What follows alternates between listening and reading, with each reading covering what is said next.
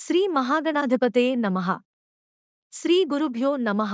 కార్తీక పురాణము. కార్తీక ప్రాముఖ్యతను గురించి జనకుడు ప్రశ్నించుట.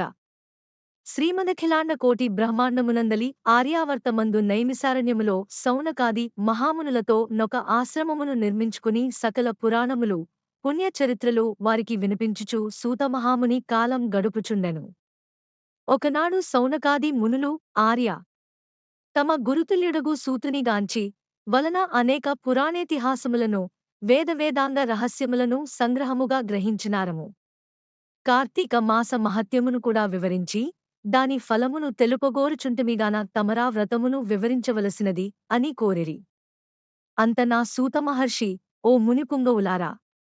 ఒకప్పుడు ఇదే కోరికను నారదుడు సృష్టికర్తయగు బ్రహ్మను కోరుకొనగా బ్రహ్మదేవుడు అతనికి విష్ణుమూర్తి లక్ష్మీదేవికి, సాంబశివుడు పార్వతీదేవికి తెలియజేసిన విధముగా ఈ కథను వినిపించెను. అట్టి పురాణ కథను మీకు తెలియజేయుదును.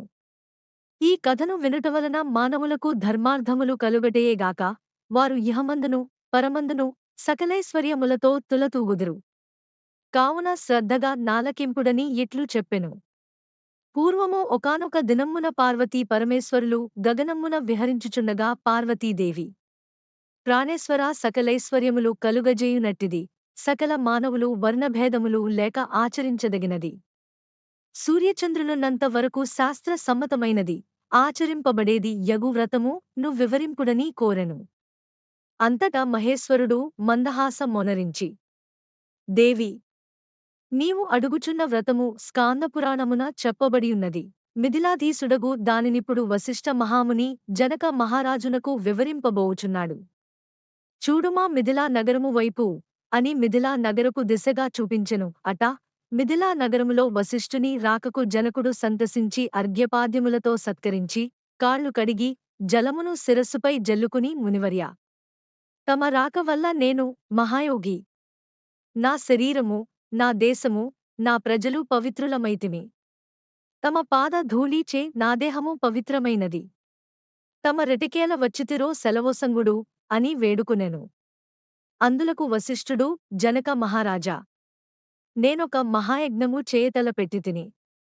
దానికి కావలసిన అర్ధ బలమును అంగ బలము నిన్నడిగి క్రతువు ప్రారంభించవలెనని నిశ్చయించి ఇటు వచ్చితిని అని పలుకగా, జనకుడు, ముని చంద్రమా, అటులనే ఇత్తును, స్వీకరింపుడు. కాని చిరకాలము నుండి నాకొక సందేహము కలదు. తమ బోటి దైవజ్ఞులనడిగి సంశయమును తీర్చుకోదలిచితిని. నాయదృష్టము కొలది ఈ అవకాశము దొరికినది.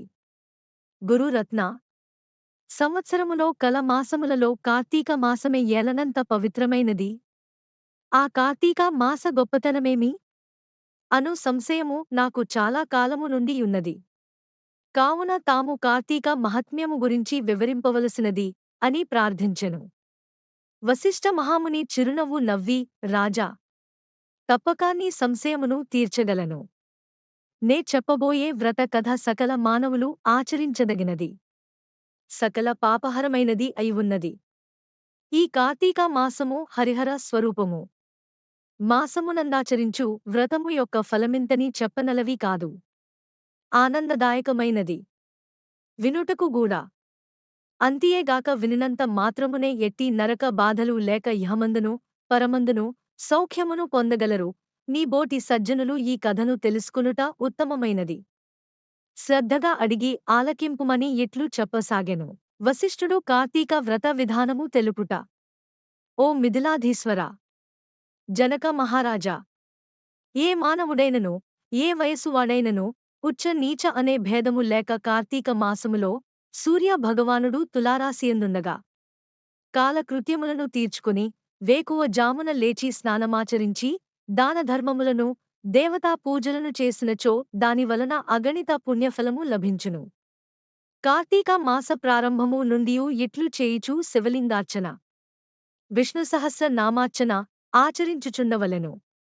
ముందుగా కార్తీక మాసమునకు ఆదిదేవతయగు దామోదరునికి నమస్కరించి, దామోదరా, నేను చేయు కార్తీక వ్రతమునకు ఎట్టి ఆటంకములు రానియక నన్ను కాపాడుము అని ధ్యానించి వ్రతమును ప్రారంభించవలెను.